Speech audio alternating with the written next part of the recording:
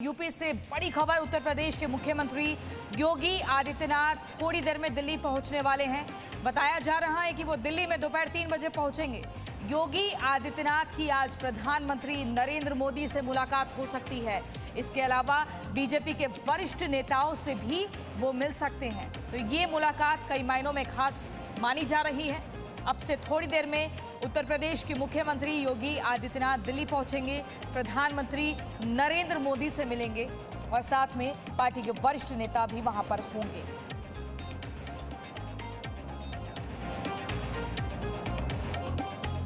तो आगामी विधानसभा चुनाव को लेकर तैयारियां जोरों पर हैं। लगातार मंथन बैठकों का दौर चल रहा है और इसी बीच खबर यह है कि आज दिल्ली में बैठक होगी।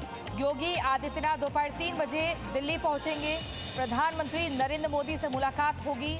आगे की रणनीति पर बात हो सकती है। बीजेपी के वरिष्ठ नेताओं से भी ये मुलाकात होगी और इस बीच ये बैठक, ये मुलाकात कई मायनों में खास है। सीधे तौर पर आगामी चुनावों को जोड़कर देखा जा रहा है, क्योंकि मौजूदा वक्त में लगातार खबरें ये भी हैं कि उत्तर प्रदेश में जनता नाराज है, क्योंकि कोरोना को लेकर जो तैयारियां करनी चाहिए थी उसमें कहीं ना कहीं नाराजगी हाथ लगी है। तो अब कैसे पूरी तरीके से लोगों को खुश किया जाएगा, कैसे यहाँ पर एक अलग रणनीति पर काम होगा, कौन सा वो मुद्दा हो सकता है जिस पर ये चुनाव लड़ा जाएगा। राम मंदिर कहा जा रहा है, लेकिन इसके अलावा भी और क्या कुछ रणनीति हो सकती है। तो तमाम ऐसे पहलू होंगे जिन पर ये बातचीत होगी। तो 3 बजे ये बैठक शुरू होगी। इसी खबर पर हमारे संवाददाता विशाल पांडे हमारे साथ जुड़ गए हैं। विशाल, आज की जो मुलाकात है कितनी खास मानी जा रही है? 3 बजे होगी मुलाकात। देखिए, ये मुलाकात देखिए योगी आदित्यनाथ दोपहर 3 बजे दिल्ली पहुंचेंगे और उसके बाद योगी आदित्यनाथ की मुलाकात बीजेपी के कई वरिष्ठ नेताओं से हो सकती है, क्योंकि जिस तरह से घटनाक्रम लखनऊ में चल रहा था पिछले 10-15 दिनों से, यहाँ पर लगातार बैठकें चल रही थी। BL संतोष यहाँ पर पहुंचे थे, राधा मोहन सिंह यहाँ पर आए हुए थे। उसके बाद दिल्ली में भी बीजेपी और संघ की कई बैठकें हुई थी, कई तरह के कयास लगाए जा रहे थे। हालांकि यूपी बीजेपी अध्यक्ष स्वतंत्र देव सिंह ने कहा था कि संगठन और सरकार दोनों में कोई परिवर्तन नहीं है। कैबिनेट विस्तार की अटकलों पर भी विराम लगाया था। इसके अलावा तमाम इस तरह की खबरें आ रही थी कि यहाँ पर यूपी भाजपा में सब कुछ ठीक ठाक है। लेकिन इन सब खबरों के बीच में आज योगी आदित्यनाथ दिल्ली पहुंच रहे हैं और दिल्ली पहुंचने के बाद उनकी मुलाकात बीजेपी के वरिष्ठ नेताओं से हो सकती है। सूत्र बता रहे हैं कल योगी आदित्यनाथ की मुलाकात प्रधानमंत्री नरेंद्र मोदी के साथ भी हो सकती है। ठीक है विशाल, लेकिन जिस तरीके से मंथनों का दौर चल रहा है, बैठकों का दौर चल रहा है, क्या किसी बड़े बदलाव की भी खबर मिल रही है सूत्रों से? देखिए, अभी फिलहाल ऐसी कोई सूचना नहीं है, लेकिन जिस तरह से बैठकें की गई, ये कोई सामान्य बैठकें नहीं है, ये कोई सामान्य गतिविधियां नहीं थी, क्योंकि जिला पंचायत चुनाव के जो नतीजे उत्तर प्रदेश में आए थे वो भाजपा के लिए बहुत अच्छे नहीं रहे। उसके बाद से ही बीजेपी ने मंथन करना शुरू किया। कई तरह कैबिनेट विस्तार की बातें सामने आई। AK शर्मा जो कि प्रधानमंत्री के विश्वास पात्र हैं, उन्हें MLC बनाया गया था, उन्हें मंत्रिमंडल में जगह देने की बात की जा रही थी, लेकिन उन्हें अब तक यूपी मंत्रिमंडल में जगह नहीं मिली। इसके अलावा संगठन को लेकर कई लोगों ने सवाल खड़े किए थे उत्तर प्रदेश में। तो अभी ये कहना मुश्किल होगा कि आखिरकार बीजेपी ने क्या फैसला किया है, बीजेपी 2022 की क्या रणनीति तैयार कर रही है। लेकिन बीजेपी यहां पर कई बैठकें कर रही है और आज योगी आदित्यनाथ दिल्ली पहुंच रहे हैं, तो बीजेपी के वरिष्ठ नेताओं के साथ आने वाले एक दिन में उनकी कई बड़ी बैठकें भी होंगी। ठीक है विशाल, अगर हम थोड़ा सा पीछे जाएं और देखें, बंगाल चुनाव में जो रहा, वहाँ योगी आदित्यनाथ पहुंचे थे, लगातार कोशिश की थी लोगों को जोड़ने की, लेकिन वहाँ सफलता नहीं मिली।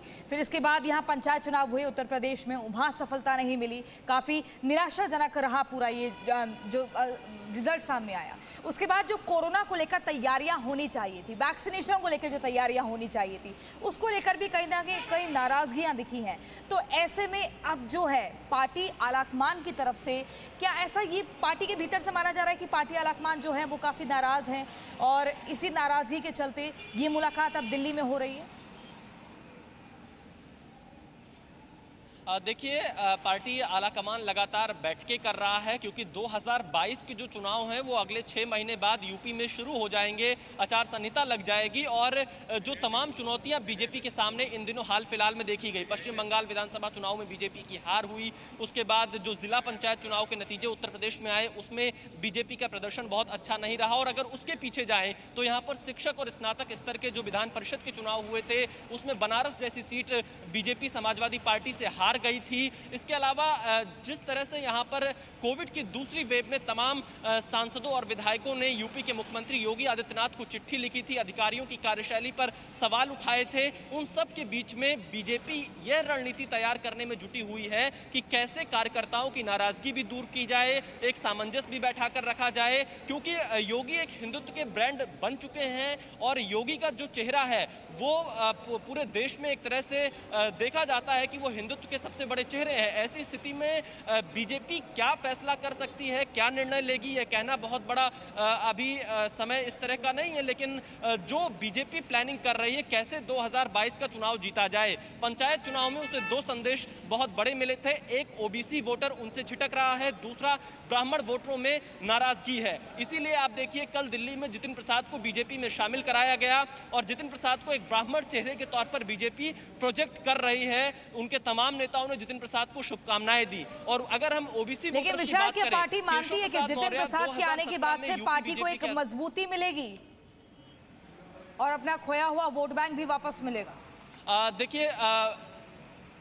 देखिए जितिन प्रसाद का अगर ट्रैक रिकॉर्ड देखें तो इससे कोई बहुत ज़्यादा मजबूती मिलने की उम्मीद नहीं है, लेकिन एक परसेप्शन की जो लड़ाई है, एक जो संदेश देने की बात है, बीजेपी वो देने की कोशिश कर रही है कि लोग बीजेपी को विकल्प के तौर पर हमेशा देखते हैं, जो विपक्ष के लोग हैं वो बीजेपी में आना चाहते हैं। एक ब्राह्मण नेता को शामिल कराकर यह एक बैलेंस बीजेपी ने करने की कोशिश की कि वो सभी जातियों को, खासकर जो उसका परंपरागत वोट बैंक रहा है, उसको साथ लेने की कोशिश कर रही है। लेकिन जितिन प्रसाद 2014 के लोकसभा चुनाव में चौथे नंबर पर रहे, 2017 में विधानसभा चुनाव में वो दूसरे नंबर पर रहे जब कांग्रेस और सपा के संयुक्त प्रत्याशी थे, 2019 के चुनाव में भी उनका प्रदर्शन बहुत अच्छा नहीं रहा था, वो तीसरे नंबर पर रहे थे। तो ऐसी स्थिति में वोट बैंक के लिहाज से जितिन प्रसाद के आने या ना आने से कोई बहुत बड़ा फर्क नहीं पड़ेगा, लेकिन परसेप्शन की जो लड़ाई है वो बीजेपी जरूर उत्तर प्रदेश में यह बनाकर रखेगी चुनाव से पहले कि जो तमाम बड़े नेता हैं कांग्रेस के या विपक्ष के, वो बीजेपी के पास आना चाहते हैं। तो ये परसेप्शन की एक लड़ाई है जिसमें बीजेपी